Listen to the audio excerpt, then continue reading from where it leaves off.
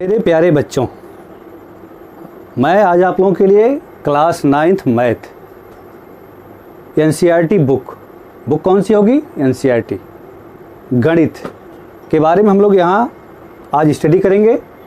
और इसमें स्टडी करने से पहले सबसे पहला काम क्या होता है कि सिलेबस के बारे में जान लेना।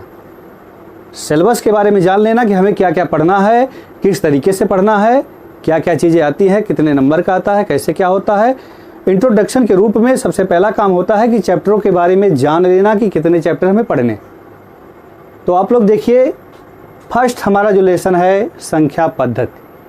फर्स्ट लेसन हमारा है संख्या पद्धति। संख्या पद्धति का मतलब संख्या की पद्धति, यानी संख्या की पद्धतियों के बारे में हम लोग अध्ययन करेंगे। सेकंड लेसन हमारा है बहुपद। बहुपद का मतलब एक पद, दो पद, तीन पद, इसमें चर्चाएं होंगी, इसका डिटेल होगा, तब आप जान जाएंगे कि बहुपद हमारा क्या होता है। तीसरे पे है निर्देशांक ज्यामिति। तीसरे पे हमारा है निर्देशांक ज्यामिति यानी कोऑर्डिनेट ज्योमेट्री। निर्देशांक का मतलब क्या है? बिंदु दिए रहेंगे, उनके बारे में हमें अध्ययन करना है। चौथा लेसन हमारा है दो चरों वाले रैखिक समीकरण।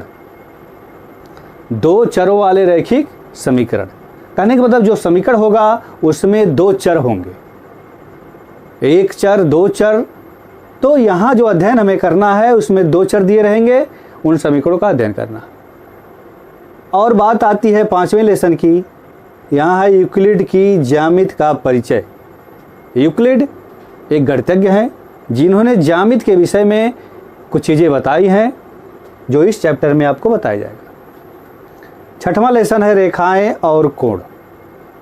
आपको जानकारी होगी थोड़ी बहुत, रेखाएं क्या होती हैं, कोण क्या होता है। तो रेखाएं और कोण के विषय में इस लेसन में हम लोग अध्ययन करेंगे। फिर बात आती है 7th पे त्रिभुज। त्रिभुज क्या है? त्रिभुज से रिलेटेड चीज़ें आएंगी। 8 नंबर पे आपका है चतुर्भुज, यानी चार भुजा से जो बना होगा। फिर 9 नंबर पे हमारा आ जाता है समांतर चतुर्भुजों और त्रिभुजों के क्षेत्रफल। समांतर चतुर्भुजों एवं त्रिभुजों के क्षेत्रफल कहने का मतलब त्रिभुज और चतुर्भुज यदि हम जान लेंगे तो उसके बाद उनके क्षेत्रफलों को निकालना इस लेसन में बताया जाएगा।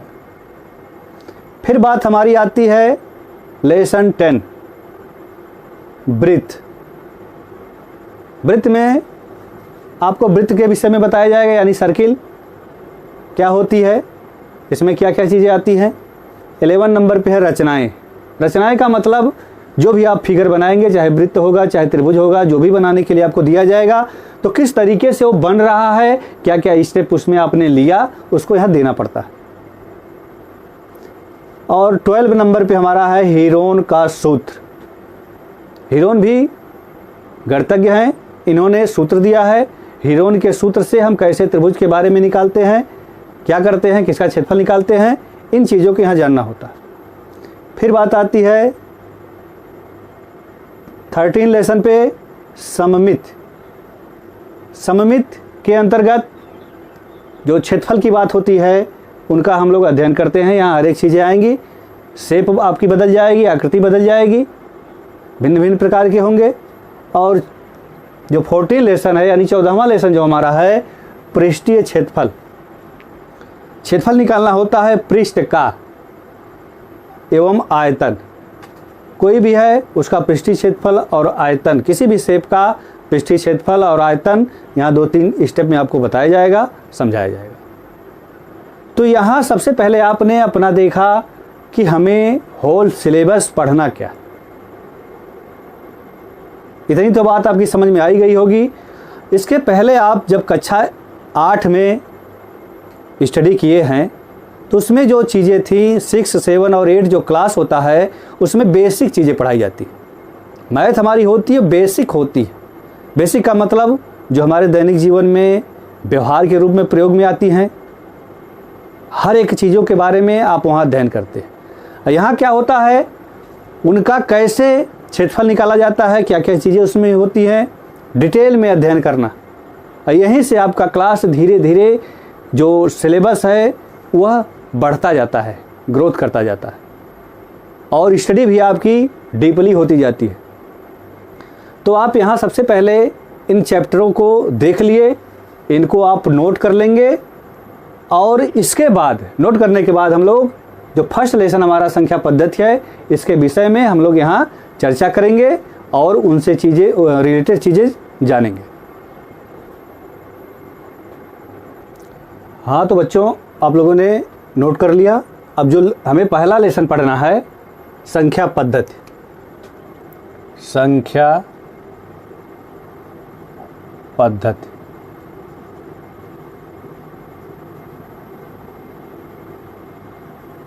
Number system.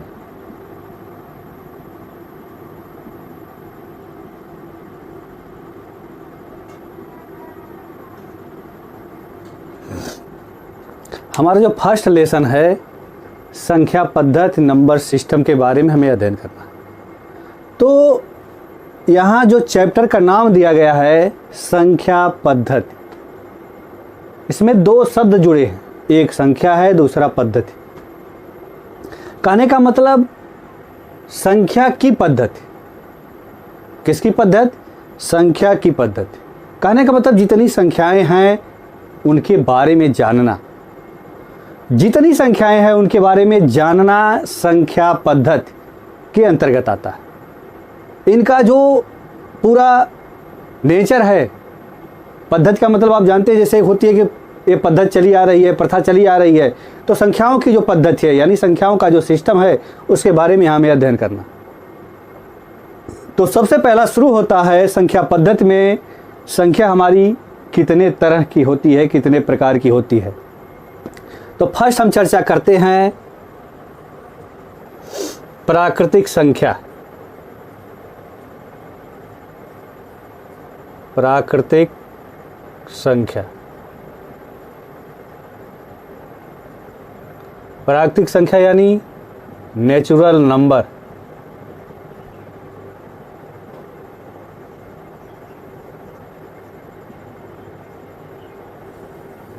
प्राकृतिक संख्या नेचुरल नंबर।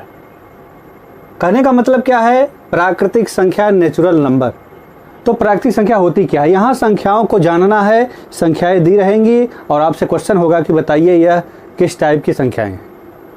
तो सबसे पहला काम क्या है? जैसे प्राकृतिक संख्या दी गई, प्राकृतिक संख्या यानी प्रकृति के द्वारा जो संख्या दी गई, प्रकृति के द्वारा जो संख्या दी गई है वही प्राकृतिक संख्या है।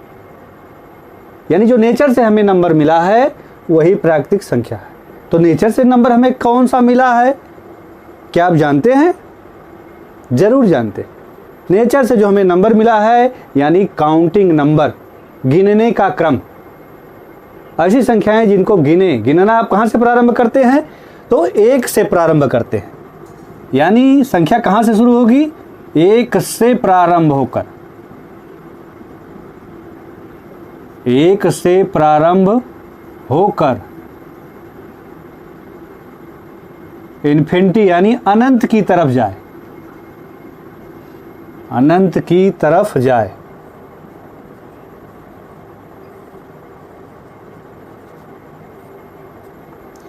कहने का मतलब ऐसी संख्याएं जो एक से प्रारंभ होकर अनंत की तरफ जाएं उनको हम प्राकृतिक संख्या कहते हैं।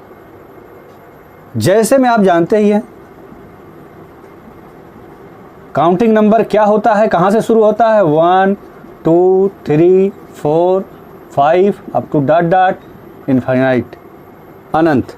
कहने का मतलब एक से प्रारंभ होकर यानी जो संख्याएं एक से शुरू हों और अनंत की तरफ जाएं। और संख्याएं ऑलवेज देख रहे हैं धनात्मक हैं। काउंटिंग नंबर का मतलब जब कोई वस्तु हम गिनते हैं, 1 चेयर 2 चेयर 3 चेयर, तो ऑलवेज वो पॉजिटिव ही होता है। तो ऐसी यहाँ संख्याएं जो हैं वो एक से प्रारंभ होकर अनंत की तरफ हैं, तो प्राकृतिक संख्या कहते हैं। इसके बाद दूसरी संख्या की बात आती है। दूसरी संख्या हमारी पूर्ण संख्या। पूर्ण संख्या,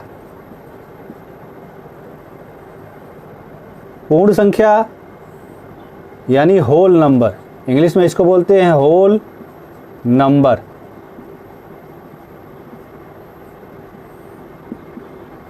पूर्ण संख्या यानी होल नंबर। पूर्ण संख्या किसे कहते हैं? यहाँ शब्द से ही स्पष्ट है कि पूर्ण संख्या, संख्या को पूरा किया जाए, पूर्ण कर दिया जाए। तो पूर्ण कब होगी? तो यहाँ 1 2 3 4 शुरू हो गया है, लेकिन शून्य इसमें नहीं है। तो पूर्ण करने के लिए ये 0 से प्रारंभ होगी। कहाँ से होगी? 0 से प्रारंभ होकर।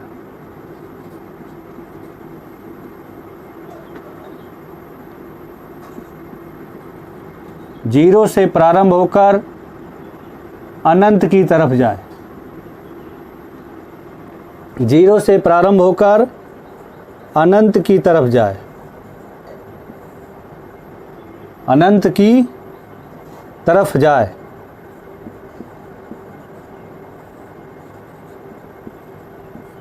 ऐसी संख्या जो 0 से प्रारंभ होकर अनंत की तरफ जाए। जैसे में क्या आप लिखेंगे? 0 1 2 3 4 up to dash dash infinite. आपने पूर्ण संख्या जान लिया। नेचुरल नंबर यानी प्राकृतिक संख्या जो प्राकृतिक संख्या थी उसमें आपने 0 को शामिल कर दिया। जब इसमें 0 आ गया तो ये प्राकृतिक से क्या हो गई? पूर्ण संख्या हो गई। तुरंत यह चेंज हो गई, प्राकृतिक से पूर्ण संख्या में आ गई। और तीसरे ही संख्या की बात आती है पूर्णांक।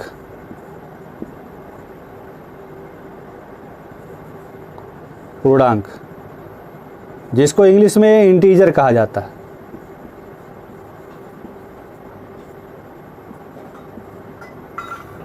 पूर्णांक क्या होता है? पूर्णांक शब्द जो है इन दोनों संख्या, पूर्णांक का मतलब क्या है? 0 तो है ही है, यह लिखेंगे क्या? पूर्णांक का मतलब इसमें धनात्मक संख्याएं भी आएंगी, ऋणात्मक संख्याएं भी आएंगी। 0 तो शामिल ही रहेगा। कहने का मतलब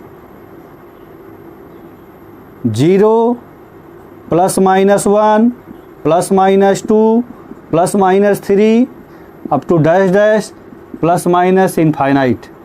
ऐसी संख्या जो 0 +- 1 +- 2 +- 3 up to dash dash + infinite रखती हों उनको हम पूर्णांक कहते हैं। जैसे में इसको कैसे लिखेंगे?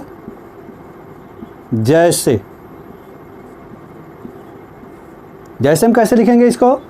0 आपका बीच में होता है, 1 2 3 4 up to dot dot infinite. इधर आते हैं तो निगेटिव नंबर आपका शुरू हो जाता है, -1 -2 -3 up to dot dot infinite. यानी ये क्रम जो दिया गया है यह जो है पूर्णांक कहा जाएगा। ऐसी संख्या जिसमें पॉजिटिव नंबर, निगेटिव नंबर और 0 शामिल हों उनको पूर्णांक हम कहते हैं। तो आपने यहाँ देखा प्राकृतिक संख्या, पूर्ण संख्या और पूर्णांक। प्राकृतिक संख्या, पूर्ण संख्या, पूर्णांक। अब बात आ गई चौथे नंबर की। चौथे नंबर पे हमारा जो दिया गया है सम संख्या।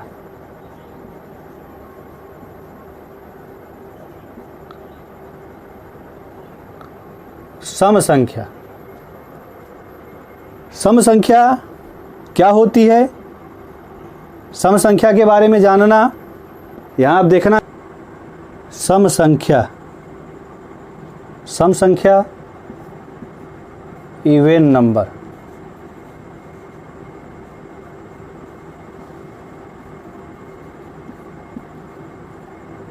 सम संख्या इवन नंबर। सम संख्या क्या होती है? ऐसी संख्याएं जो 2 से कट जाए। काउंटिंग नंबर जो 2 है यानी गिनती का जो 2 है, कोई भी संख्या हो, यदि 2 से वो कट जाएगी तब तो वो सम होगी, और नहीं कटेगी तो विषम में चली जाती है। तो यहाँ आपको देखना सम संख्या। तो ऐसी संख्या जो 2 से कट जाए उसे सम संख्याएं कहते हैं। जैसे में देखिए आप 2 4 6 8 अप टू डॉट डॉट। कहने का मतलब जो 2 से कट जाए, ऐसी संख्याएं जो 2 से कट जाए वो सम होंगी। और यही 5वीं संख्या हो जाती है विषम संख्या। विषम संख्या। विषम संख्या क्या है? यहाँ तो आपने कहा ऐसी संख्या जो 2 से कट जाए वो सम संख्या थी। जैसे यहाँ देखिए डिफिनेशन में आपको नहीं लिखा रहा है, बता दे रहा है, आप उसको नोट कर लीजिएगा। सम संख्या क्या है? ऐसी संख्या जो 2 से कट जाए। और यहाँ विषम संख्या में क्या होता है? ऐसी संख्या जो 2 से न कटे। तो 2 से न कटने वाली संख्याएं क्या है? जैसे में देखिए 2 से न कटने वाली संख्याएं क्या हैं? 3 है, 5 है, 7 है, 9 है, 11 है, अप टू डैश डैश। कहने का मतलब इस प्रकार से अनेक संख्याएं हैं जो 2 से नहीं कटती। तो ये इस प्रकार की संख्या जो है यह विषम के आता है, और इस टाइप की संख्या जो है यह सम के अंतर्गत आती है। तो आप इन चीज़ों को नोट कर लीजिए, 5 संख्याओं को, और फिर अगली संख्याओं को मैं इसको इरेज करके बताऊंगा आपको।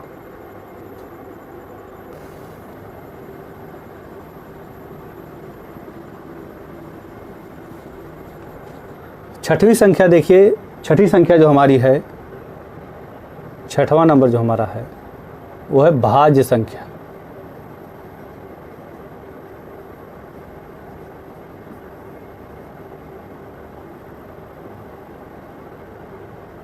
भाज्य संख्या, कंपोजिट नंबर।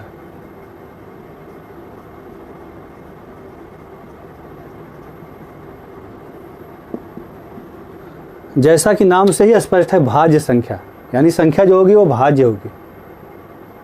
तो यहाँ ध्यान से समझना है कि भाज्य संख्या किसे हम कहेंगे। तो ऐसी संख्या जो खुद स्वयं से कटे, ऐसी संख्या जो खुद स्वयं से कटे और 1 से कटे, खुद स्वयं से कटे, 1 से कटे, और किसी तीसरी अन्य संख्या से भी कट जाए, तो उसको हम भाज्य संख्या कहते हैं। कहने का मतलब मैंने कहा कि ऐसी संख्या जो स्वयं से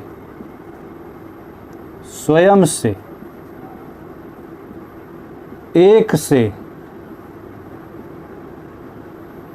अन्य किसी दूसरे से कट जाए,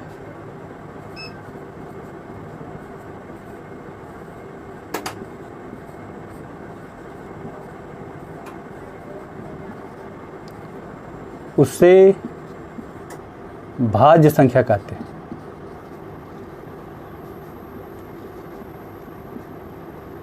भाज्य संख्या कहते हैं।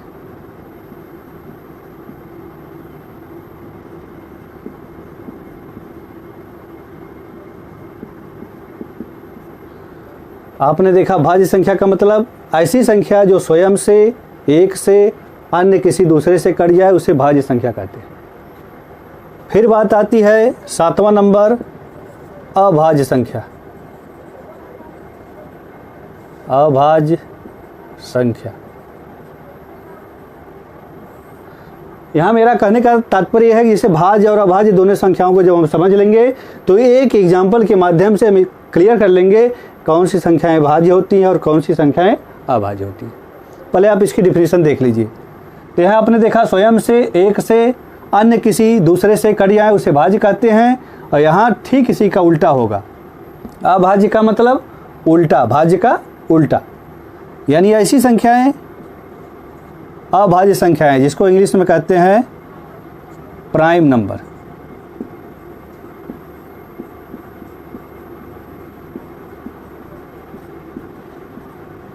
Prime number.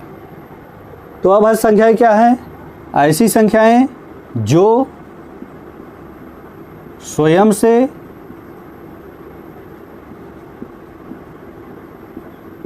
एक से, इसके अलावा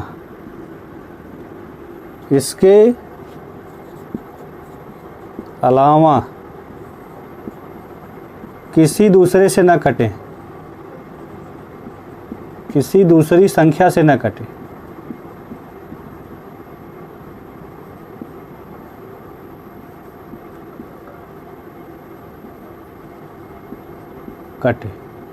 किसी दूसरी संख्या से न कटे, उसे हम अभाज्य संख्या कहते हैं। तो अब देखिए दोनों का एग्जाम्पल जो है, जैसे में मैं ले रहा हूँ, जैसे गिनती में ले लीजिए, 2 है, 4 है, 5 है, 6 है, 7 है। 2-3 संख्या मैंने ले लिया। अब इसमें हमें चेक करना है कि कौन सा भाज्य है और कौन सा अभाज्य है। तो सबसे पहले आप 2 को चेक करिए। 2 को यदि हम ले लिए तो 2 में स्वयं इसी की भाग देनी है 2 की, एक बार आ जाता है।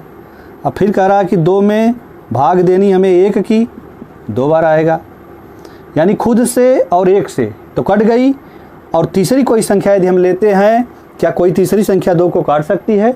तो नहीं काट सकती है, इसलिए यह क्या है? अभाज्य। इसलिए 2 क्या है? अभाज्य। 3 को इस प्रकार से आप चेक करते हैं तो 3 भी 1 से और स्वयं के अलावा किसी तीसरे से नहीं कटेगी, तो यह भी क्या है? अभाज्य। अब हम 4 को ले लेते हैं तो 4 को यदि हम चेक करेंगे तो 4 हमारा 1 से कट जाएगा, 2 से कट जाएगा और खुद स्वयं 4 से कटेगा। तो यानी 1 और स्वयं ये तो ही है, तीसरी संख्या ये आ गई, यानी ये काट रही है इसको, तो इसलिए क्या हो जाएगा? भाज्य हो जाएगा।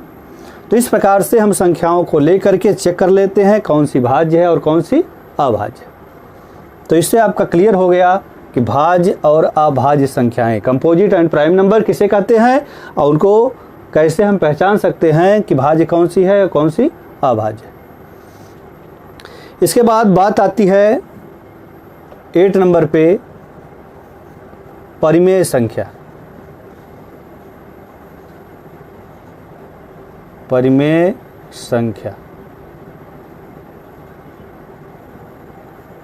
जिसको इंग्लिश में कहा जाता है रैशनल नंबर। Rational number. यहाँ सीधा सा मैटर है, परिमेय संख्या आप किसे कहते हैं? परिमेय संख्या किसे कहने का मतलब क्या है? ऐसी संख्या जिसे हम P/Q के रूप में लिख सकें।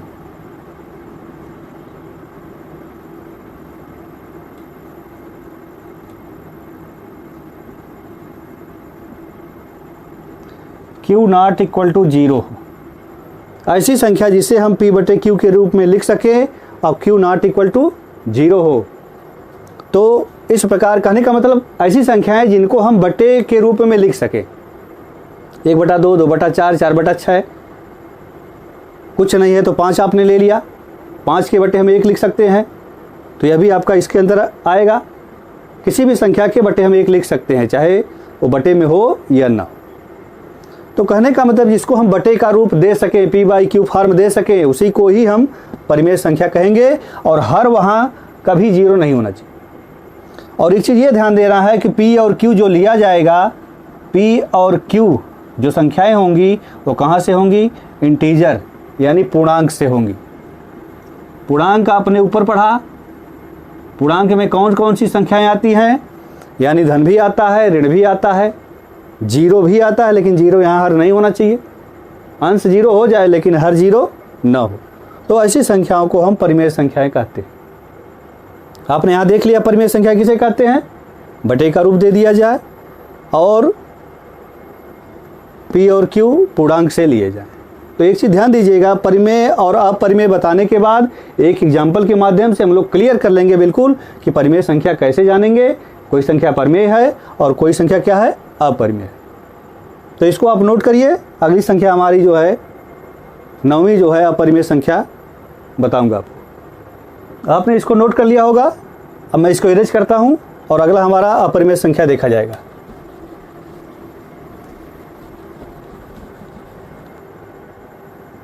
देखिए यहाँ वहाँ आपने देखा परिमेय संख्या, अब देखिए अपरिमेय संख्या।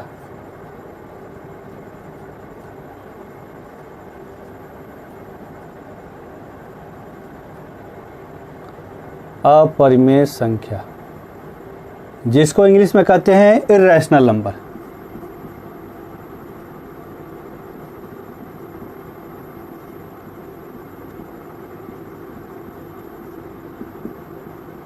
Irrational number.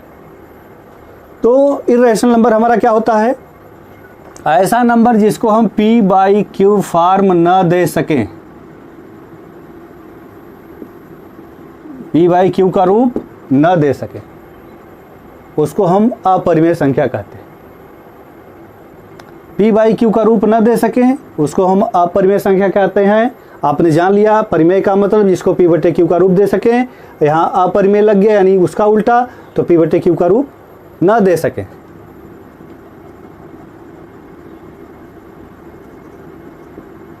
P बटे Q का रूप न दे सके।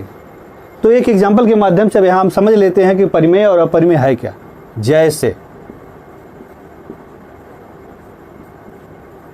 जैसे मैं कहूँ 1/2, 1/3, 5, 7, रूट में 2, रूट में 4, रूट में 3, 1.33, 1.4343 डॉट डॉट 1.5656 डॉट डॉट, इतनी संख्या मैंने ले लिया। अब यहाँ आप ध्यान से देखिए, क्या यह P बटे Q के फॉर्म में है? तो बिल्कुल है। 1/2 हमारा P बटे Q के फॉर्म में है और Q नॉट इक्वल टू 0 है। अब चेक करेंगे क्या 1 और 2 जो है ये पूर्णांक से लिए गए हैं। बिल्कुल 1 और 2 हमारा पूर्णांक से ही लिया गया है, तो यह परिमेय के अंतर्गत हो जाएगा। ये भी आपका बटे में है तो अब परिमेय के अंतर्गत हो गया। 5 लिखा है, 5 के बटे 1 हम लिख सकते हैं ऑलवेज, ये भी परिमेय हो गया। अब 7 को चेक करना है तो 7 के बटे 1 लिख सकते हैं, ये भी परिमेय हो गया। यानी परिमेय हो गया 1, 2, 3, 4 संख्याएं परिमेय हो गई। रूट में 2 दिया है, यानी करणी में जब कोई मान दे दे तो रूट में 2 देने का मतलब क्या है? रूट में 2 का मान यदि आप हल करते हो तो 1.41 समथिंग आता, यानी इसका कंप्लीट मान नहीं मिल पाता है, तो यह परिमेय न होकर के अपरिमेय हो जाती है। क्यों? क्योंकि इसे हम बटे का रूप नहीं दे सकते, तो ये संख्या क्या हो जाती है? अपरिमेय हो जाती है। फिर बात आती है वो रूट 4 की, तो रूट 4 को यदि हम हल करते हैं तो इसका मान 2 आ जाता है, और 2 को हम बटे में लिख सकते हैं, यानी यह भी क्या है? परिमेय है। रूट 3 भी फिर वही बात आ गई, इसका भी कंप्लीट मान नहीं आता है, तो यह भी क्या हो गई? अपरिमेय हो गई। 1.33 की बात है, तो क्या हम इसको बटे का रूप दे सकते हैं? तो आपको पता ही है 1.33 को बटे के रूप में लिखने के लिए हम क्या लिख सकते हैं? ये लिख सकते हैं 133/100 लिख सकते हैं। इसको हल करेंगे तो 1.33 आ जाएगा। तो यानी बटे का रूप हम दे दिए, तो ये क्या हो गई? परिमेय संख्या हो गई। अब देखिए यहाँ डॉट डॉट दिया गया है 1.4343 डॉट डॉट, यानी इसको हम बटे का रूप नहीं दे सकते, तो ये क्या हो गया? अपरिमेय हो गया। ऐसे ये भी क्या हो गया? अपरिमेय हो गया। तो आपको पता हो गया जिसको हम P बाई Q फॉर्म दे सकें वह परिमेय होगी, और जिसको बटे का रूप न दे सकें वह अपरिमेय होगी। तो लास्ट हमारा नंबर जो है वह है वास्तविक संख्या। वास्तविक संख्या जिसको इंग्लिश में कहा जाता है रियल नंबर।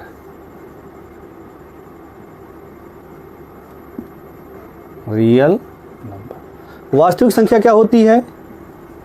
इसमें परिमेय ऐसी संख्या जिसमें परिमेय हो संख्या हो, अपरिमेय हो, परिमेय अपरिमेय, यानी ऐसी संख्याएं जो परिमेय अपरिमेय को रखती हो। कहने का मतलब इसमें परिमेय संख्या भी रहेगी, अपरिमेय संख्या रहेगी। परिमेय और अपरिमेय होने का मतलब क्या हो गया? शून्य भी इसमें आएगा, शून्य।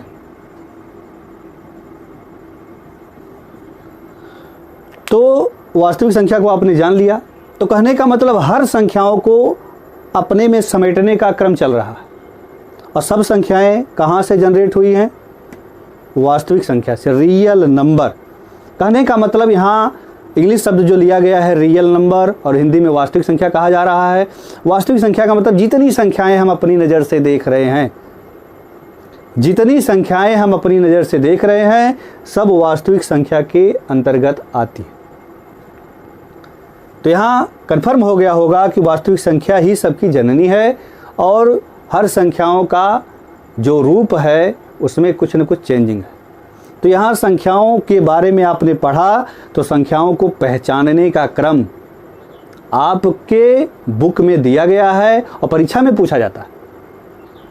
उन संख्याओं को पहचानना है, दे देगा, कहेगा बताइए ये संख्याएं पूर्णांक हैं कि नहीं, ये संख्याएं सम है कि नहीं, ये संख्याएं विषम है कि नहीं, भाज्य संख्या है कि नहीं, क्या भाज्य संख्या पूर्णांक हो सकती है, क्या अभाज्य संख्या पूर्णांक हो सकती है, क्या भाज्य संख्या वास्तविक संख्या हो सकती है। तो हर एक संख्याओं को जब हम समझ लेंगे तो हर एक प्रश्न का उत्तर हम देंगे। तो इन चीज़ों को आप समझ लीजिए, और नेक्स्ट लेक्चर जो हमारा होगा उसमें हम एक एक संख्याओं के बारे में तो अध्ययन किए ही हैं, इनका डिटेल हम पढ़ेंगे। और इन संख्याओं को, जो वास्तविक संख्या है, यहाँ जो दिया गया लास्ट स्टेप, वास्तविक संख्या को हम वास्तविक लाइन यानी संख्या रेखा पर प्रदर्शित करते हैं। हर संख्याओं को हम संख्या रेखा पर प्रदर्शित करते हैं। तो संख्या रेखा पर प्रदर्शन और अन्य चीज़ें हमारे नेक्स्ट लेक्चर में होगी, तो इसे आप नोट करिए और बेहतर से बेहतर समझने का प्रयास करिए।